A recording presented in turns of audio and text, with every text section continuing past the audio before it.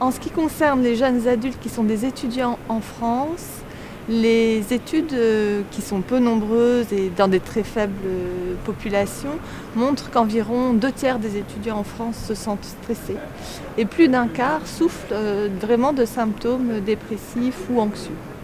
C'est un problème important de santé publique parce que ces symptômes ont une répercussion importante sur le fonctionnement global des étudiants, sur leur réussite universitaire, sur leur intégration sociale qui peut avoir des répercussions à très long terme au cours de leur vie professionnelle et personnelle, ainsi que des répercussions en termes de santé, de mortalité avec un risque de suicide qui est augmenté chez ces étudiants.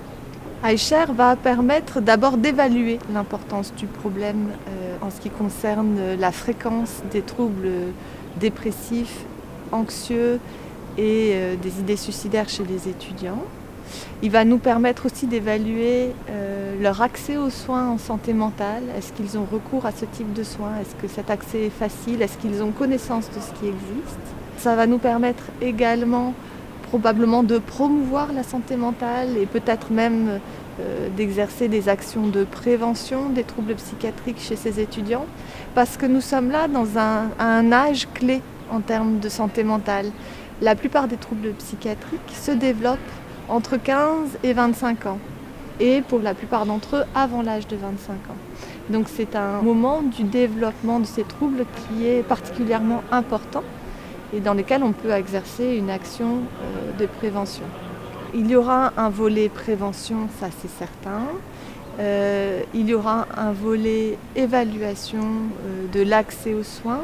Pour l'instant, nous n'envisageons pas d'offrir des actions de soins en tant que telles, mais plutôt d'informer et de faciliter l'accès à ce qui existe déjà.